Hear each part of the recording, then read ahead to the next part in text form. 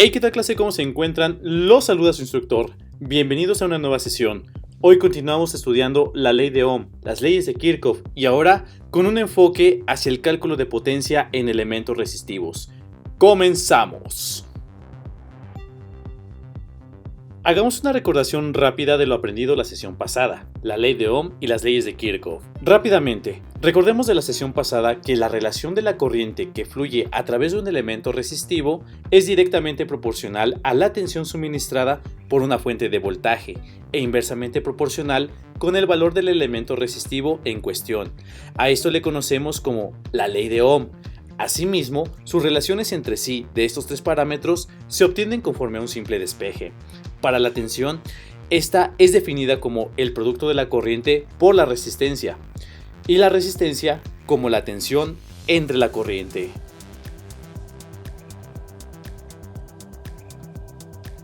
Recordemos que la primera ley de Kirchhoff, la ley de nodos, describe la relación de corriente de entrada y salida que fluye por los elementos interconectados en un punto en común llamado nodo, dado que, por asociación de la ley de conservación de energía, las corrientes que entran en un nodo deben de ser igual a las corrientes que salen de él.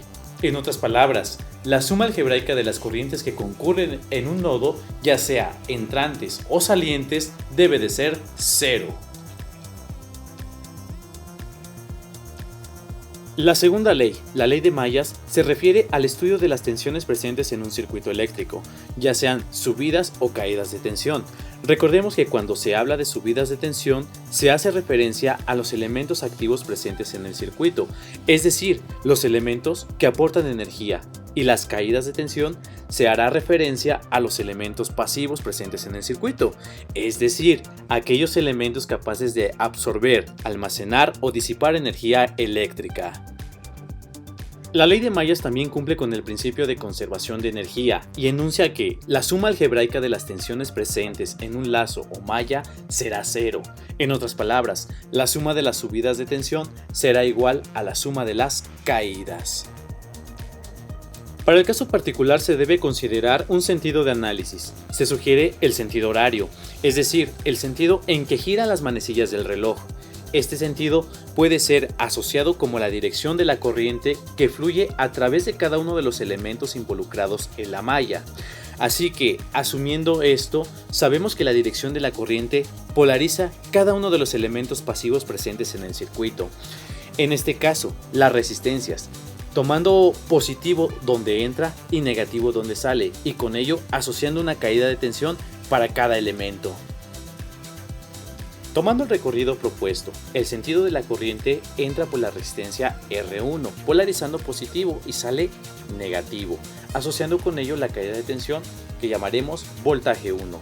Luego, entra polarizando positivo por la resistencia R3 y sale negativo, asociando con ello la caída V3.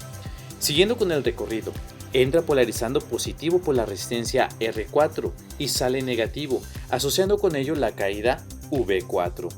Después, el recorrido entra por el negativo de la batería E2, por lo que tomamos ese negativo y nos queda menos E2. Luego, el recorrido entra polarizando positivo uno de los terminales de la resistencia R2 y sale negativo, asociando con ello la caída de tensión V2. Finalmente, para cerrar el ciclo o la malla que se está analizando, donde el recorrido de la corriente entra por el polo negativo de la batería E1, entonces se toma menos E1.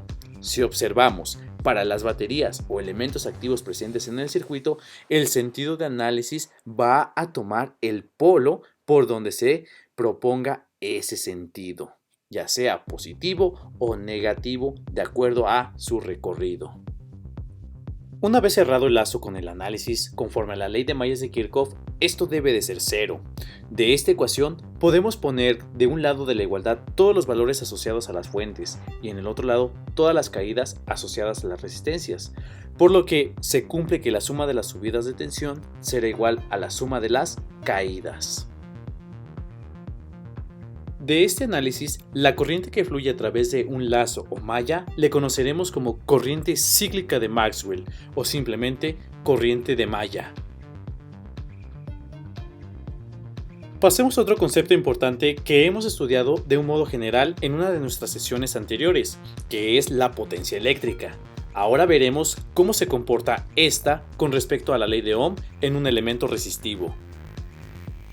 Anteriormente hemos deducido que la potencia eléctrica, ya sea absorbida, disipada o almacenada por algún elemento pasivo de un circuito, se define como el producto de la tensión aplicada en los terminales del elemento en cuestión, por la corriente que fluye a través de este. Recordemos que las resistencias tienen la capacidad de disipar energía, por lo tanto, también tienen la capacidad de disipar la potencia. De esta definición podemos asociar la ley de Ohm. Sabemos que esta nos dice que la corriente es igual al voltaje entre la resistencia. Sustituyendo esta corriente en la definición original de potencia, el producto de tensión por la corriente queda como tensión que multiplica a voltaje entre la resistencia. Así que la potencia disipada por la resistencia es definida como el cuadrado de la tensión aplicada entre el valor de dicha resistencia. Nuevamente, partiendo de la ley de Ohm, pero desde el punto de vista de la tensión aplicada en los terminales de una resistencia, esta es definida como el producto de corriente por el valor de la resistencia en cuestión. Entonces, sustituyendo en la definición original de potencia, producto de tensión por corriente, se obtiene corriente por resistencia que multiplica la corriente. En conclusión, la potencia disipada por la resistencia en términos de corriente es el cuadrado de esta corriente multiplicado por el valor de dicha resistencia.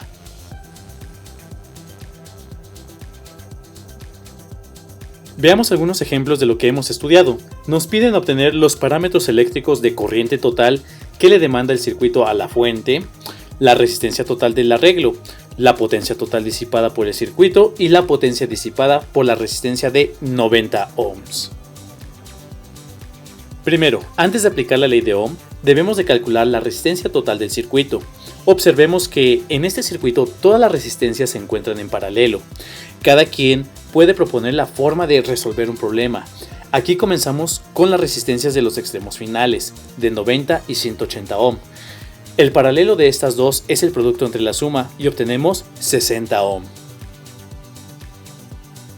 Luego, observemos que el resultado de esta resistencia queda en paralelo con la otra resistencia de igual valor conectada con la fuente. Entonces, aplicamos la conclusión que hemos estudiado en las sesiones pasadas, cuando tenemos dos resistencias de igual valor en paralelo, el cual el resultante será la mitad del valor de una de estas resistencias. Por lo tanto, la resistencia total de las tres resistencias en paralelo es de 30 ohm. Y tenemos uno de los parámetros solicitados. Los dejamos en visto como a ustedes sus novias o sus novios respectivamente. Bueno, según sea el caso. Ok, no. Ahora observemos que tenemos como datos la tensión de la fuente, que es la tensión total suministrada, y la resistencia total de todo el circuito. Entonces podemos calcular la corriente total que demanda el arreglo de las resistencias, aplicando la ley de Ohm para la corriente, que es la tensión entre la resistencia. Sustituimos los valores 120 volt de la fuente entre los 30 ohm de la resistencia total y se obtiene que la corriente total que demanda el circuito son 4 amperes. Comentario importante aquí, señores. Muchas veces las fuentes de tensión tienen anotado en su cuerpo no solo el valor del voltaje que suministran, sino también la capacidad de corriente máxima que pueden suministrar. Por ejemplo, el acumulador de un vehículo, que es una fuente de tensión de 12 volt, que por lo regular es de 40 amperes. Esto no quiere decir que va a suministrar 40 amperes a todo el circuito que se conecte. Los circuitos solo van a demandar la corriente que requieran conforme al valor de su resistencia total. Otro parámetro que se solicita es la potencia que puede disipar el arreglo de resistencias o potencia total. Rápidamente, por la definición de potencia, que es igual al producto de tensión por corriente, entonces la potencia total es igual al producto de la tensión total por la corriente total, 120 volt por 4 amperes, tenemos 480 watts. A partir de aquí, como comentario importante o tip express, los subíndices les van a indicar qué parámetros usar en una operación, así que téngalo muy bien presente. Veamos con el siguiente parámetro, que es la potencia disipada por la resistencia de 90 ohms. Bien podemos proponer distintos caminos de solución, pero siempre, por regla del mínimo esfuerzo, conviene trabajar con lo que se tiene.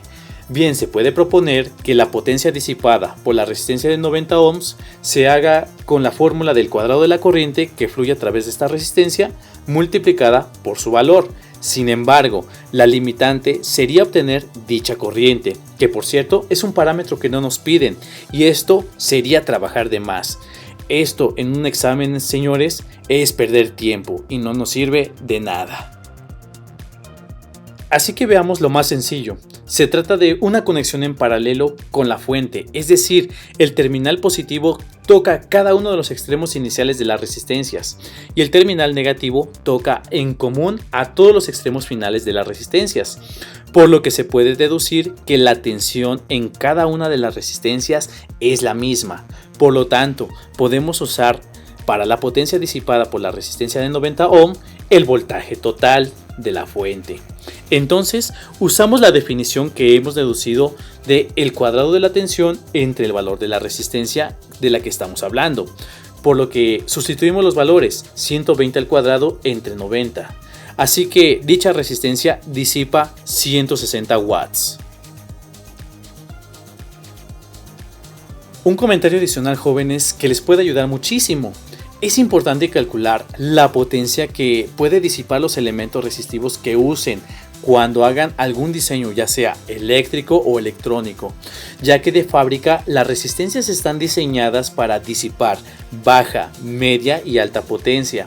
Así que si su resistencia no puede manejar la potencia que previamente ustedes están calculando, su circuito tendrá afecciones en su desempeño, ya sea por calentamiento o incluso llegar a dañarse por completo el trabajo que estén realizando. Tenemos otro ejercicio sencillo, pero de mayor nivel que requiere nuestra atención. Se pide obtener la corriente cíclica de Maxwell y la caída de tensión en la resistencia de 6 ohm, es decir, la que se encuentra etiquetada con V subíndice O. Recordemos que las corrientes cíclicas de Maxwell se refieren a las corrientes que circulan por una malla o lazo. Entonces, tenemos que encontrar la corriente que circula por cada uno de los elementos de la malla. Notemos que el ejemplo cuenta con una fuente de tensión dependiente de la caída de tensión V subíndice O. Este tipo de notación muchas veces se usa como representación de algún elemento electrónico que aporta tensión en la medida de que algún otro la aprovecha.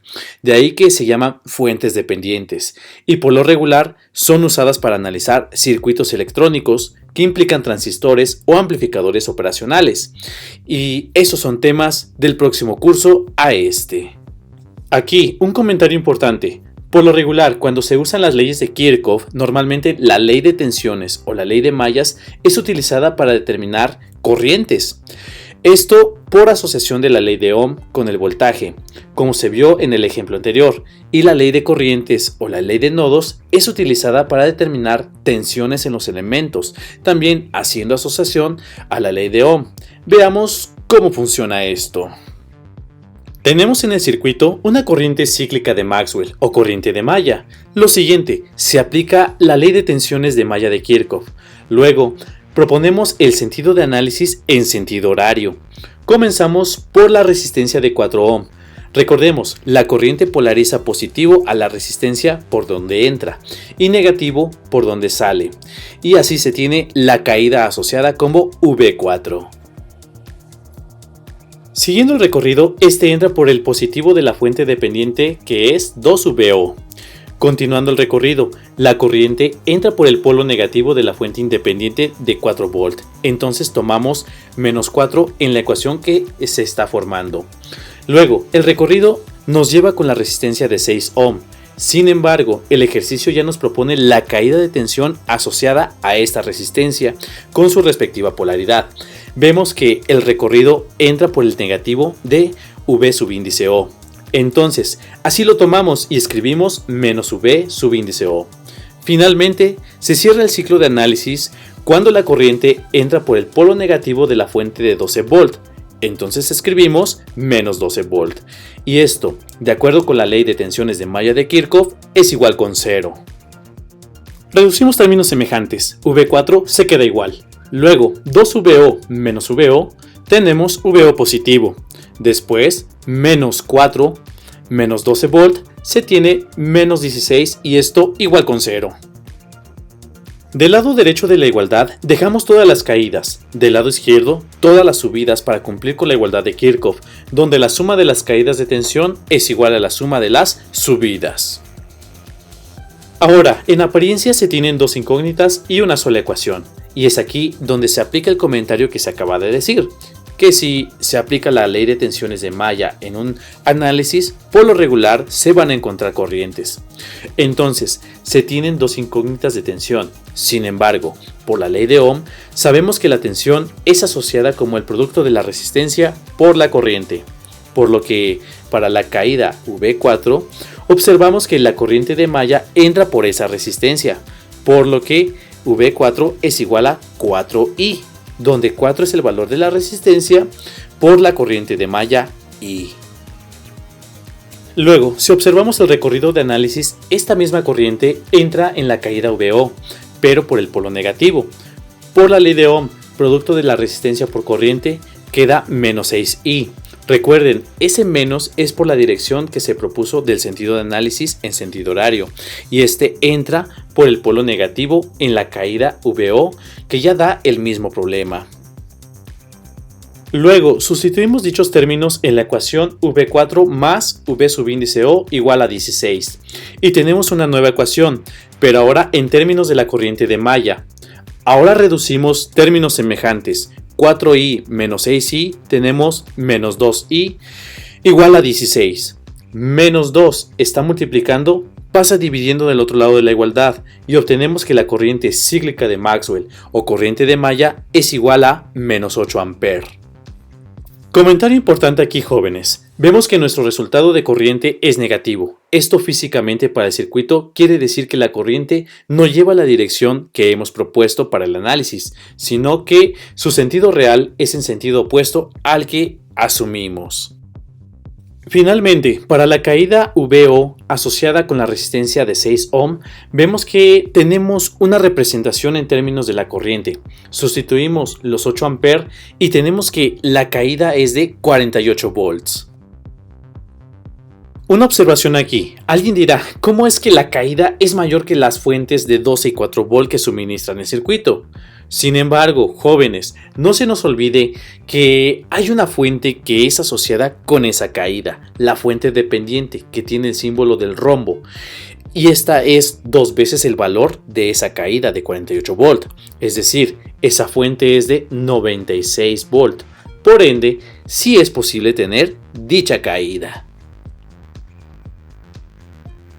Ahora tenemos el siguiente ejercicio. Se pide hallar la corriente IO, es decir, la corriente que fluye a través de la resistencia de 4 ohm, la caída de tensión en sus terminales y la potencia disipada por esta.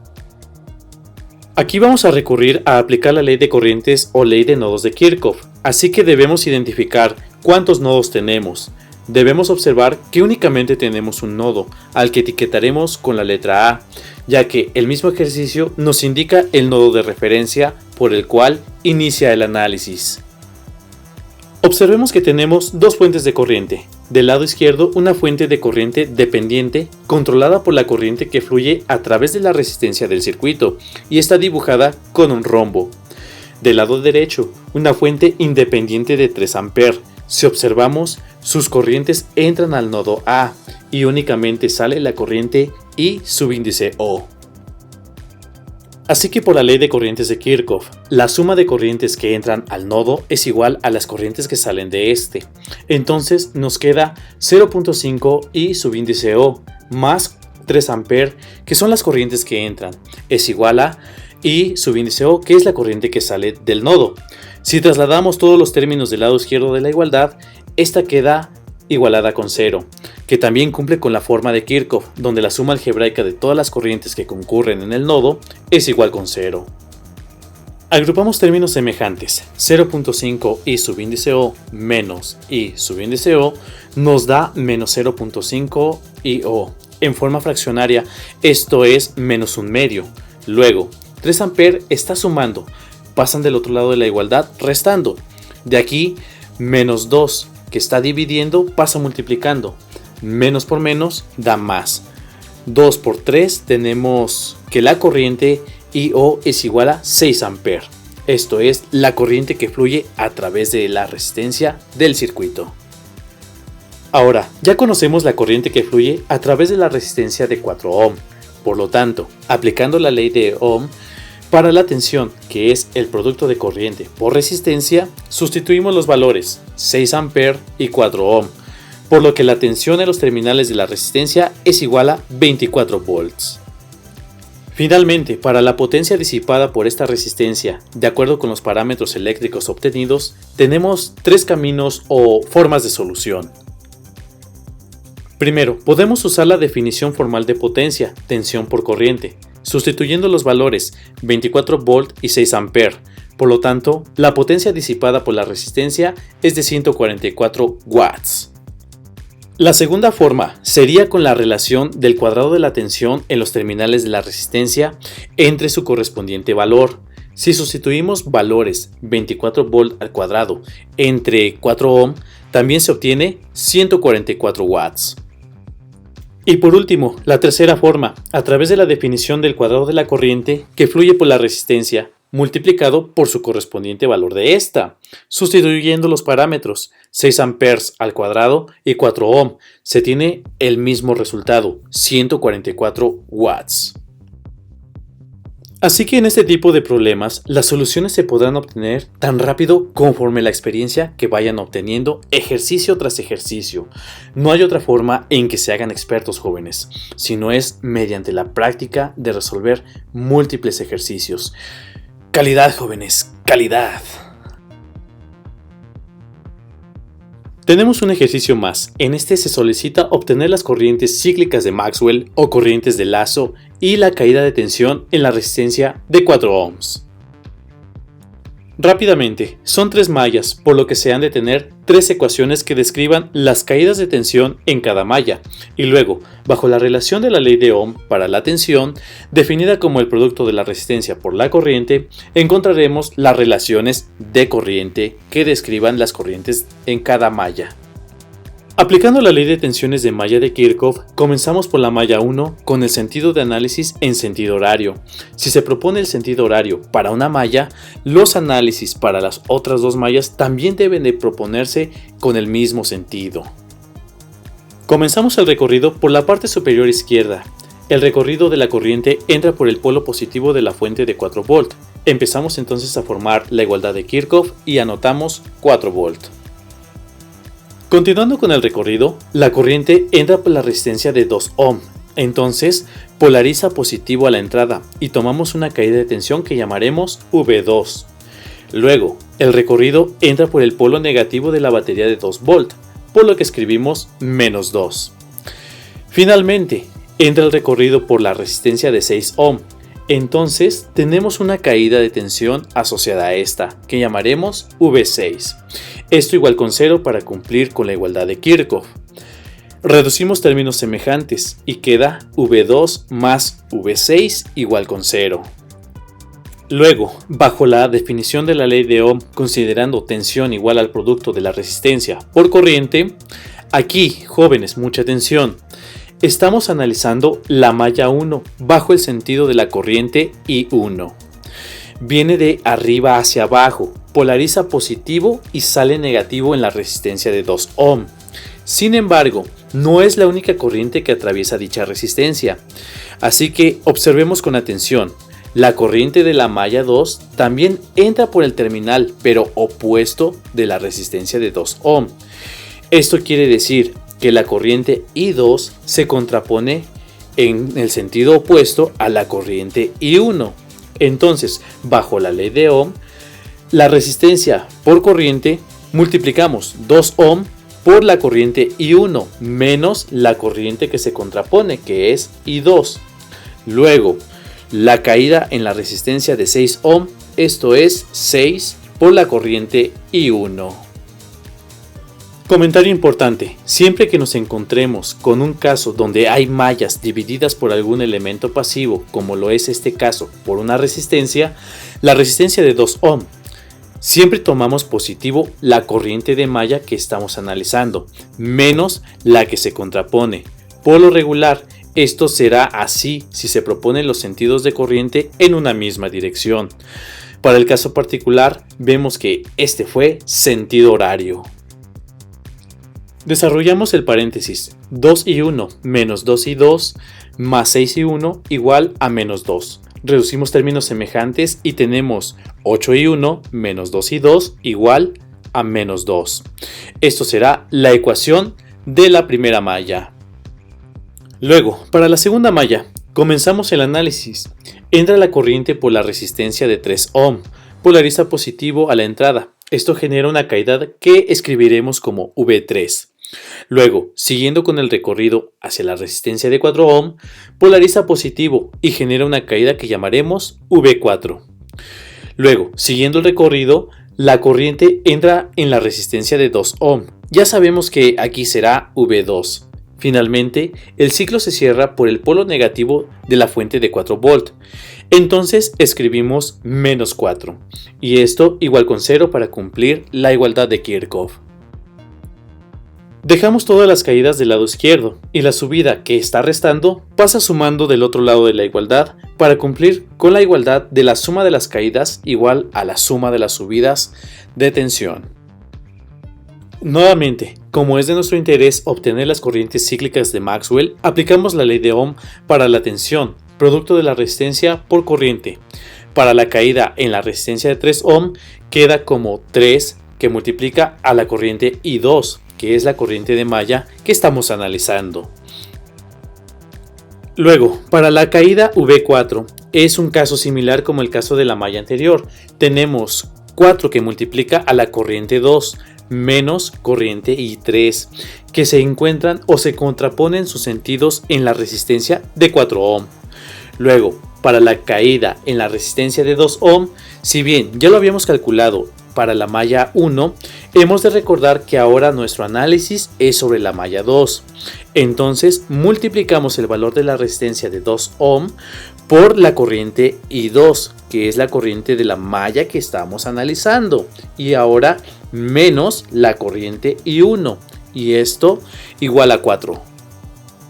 Desarrollamos los paréntesis y reducimos los términos semejantes. Finalmente, reordenamos los coeficientes y se tiene menos 2 y 1 más 9 y 2 menos 4 y 3 igual a 4.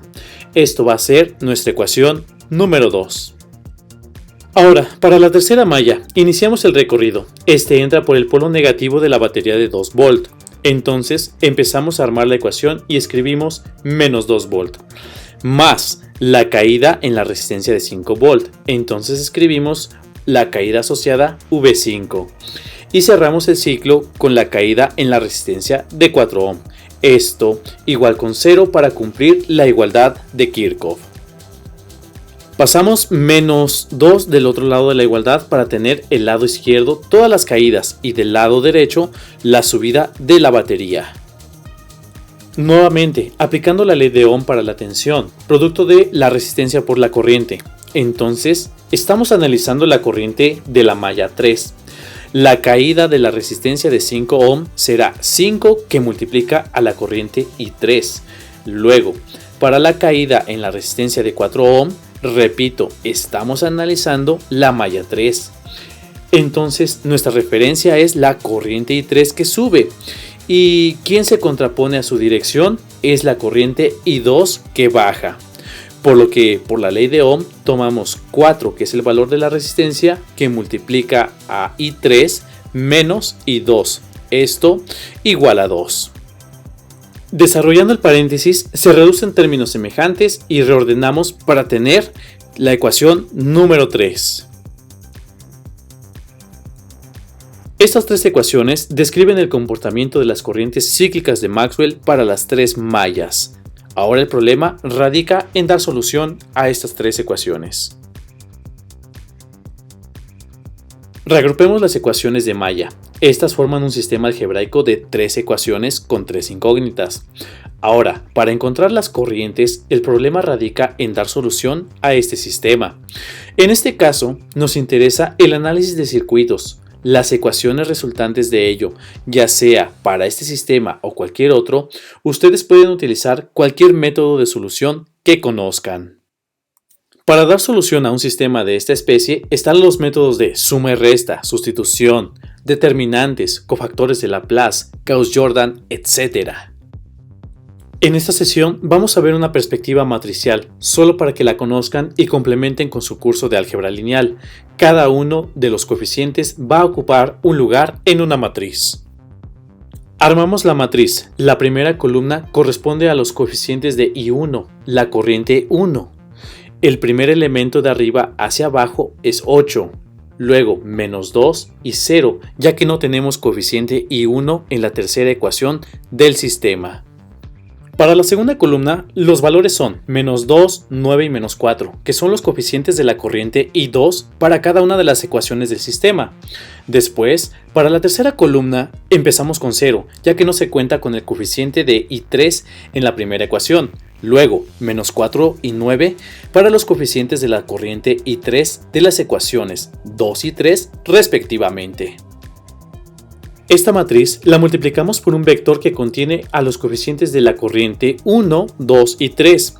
Esto sería igual a un vector de valores a los que se encuentra igualado cada una de las ecuaciones del sistema, es decir, menos 2, 4 y 2. Hasta aquí no le hemos hecho nada al sistema, solo le dimos otra perspectiva al problema. Si nos fijamos bien, la matriz de valores corresponde con los valores de las resistencias. Esta es una matriz cuadrada de 3×3. Dependiendo del número de mallas del circuito que se esté analizando, este será el número de ecuaciones y por ende será la dimensión de tal matriz. Luego se tiene el vector de los coeficientes de corriente y todo esto igualado con un vector de las tensiones de subida en el circuito. Esto es la forma matricial de la ley de Ohm. Si hacemos una analogía con la forma aritmética, lo aprendido nos dicta que hay una resistencia que está multiplicando, pasa dividiendo y listo, el problema resuelto. Sin embargo, la idea es buena, pero no es tan simple en el caso de matrices. Para aplicar esta idea intuitiva de la división, se recurre al inverso de la matriz que queremos anular. Entonces, al igual que en el álgebra de Baldor, multiplicamos un lado de la igualdad por el inverso de R. También multiplicamos el otro miembro de la igualdad. Aquí, jóvenes, comentario importante. Cuando estén operando matrices, el orden de la multiplicación sí es importante. Se agrega el elemento por la izquierda. Asimismo, se hace con el otro miembro de la igualdad. Recuerden, en la multiplicación de matrices sí importa el orden de la multiplicación. R inversa por R nos va a producir por definición lo que llamaremos matriz identidad, que haciendo una analogía con la aritmética no es otra cosa que decir que esto nos va a producir un 1, es decir, un 1 matricial. La matriz es una matriz cuya diagonal principal está compuesta por puros unos y el resto de sus elementos son puros ceros. Entonces, la forma matricial de la ley de Ohm para la corriente es el inverso de la matriz de resistencias por el vector de voltaje.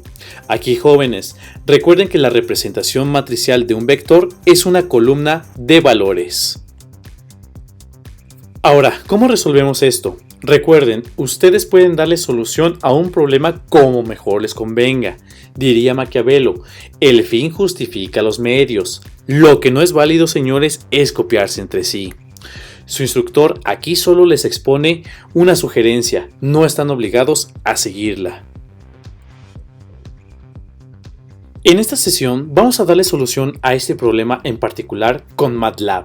MATLAB es un programa que nos permite realizar todo tipo de cálculos a nivel grado y posgrado, una herramienta muy poderosa para problemas matemáticos mediante un lenguaje de programación de alto nivel. Eso quiere decir que MATLAB cuenta con muchas funciones que simplifican varios procesos matemáticos para dar solución a diversos problemas.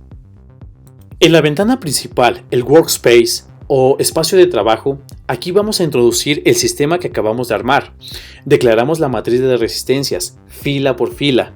cada valor separado de una coma, terminando con un punto y coma para empezar la siguiente fila. Y así con la tercera, al dar Enter nos va a desplegar dicha matriz. Ahora, con el vector de tensiones, como es una matriz columna, cada valor lo separamos con un punto y coma. Esto es indicar el salto de línea entre cada valor. Por último, el vector de corriente sabemos que es el inverso de la matriz de resistencias por el vector de tensiones. MATLAB puede realizar en su algoritmo la matriz inversa con la función INV y poniendo entre paréntesis la matriz R, y la multiplicación efectuarla con un asterisco. Esto nos va a dar el vector de corrientes cíclicas de Maxwell, menos 86.8 mA para la corriente en la malla 1, 652.9 mA para la malla 2 y 512.4 mA para la corriente de la malla 3. Finalmente, para la caída de tensión en la resistencia 4, recordemos el procedimiento sobre la malla 2, donde aparece el término de la caída en esta resistencia y que, asociando con la ley de Ohm, tenemos una relación como 4 que multiplica a la corriente I2 menos la corriente I3. Estos valores los acabamos de obtener, entonces hacemos la sustitución. Por lo tanto, la caída en la resistencia de 4 ohm es de 562 mV. Alguien aquí dirá, ¿se puede ocupar el mismo término que aparece en el análisis de la malla 3? La respuesta, señores, es sí, pero depende de dónde está su marco de referencia de análisis, es decir, su nodo de referencia, el GND, la Tierra. Para este caso, usamos el análisis de la malla 2, porque la referencia está en la parte inferior del circuito y es con este análisis que el polo negativo que induce la corriente de la malla queda en conexión con el nodo de referencia.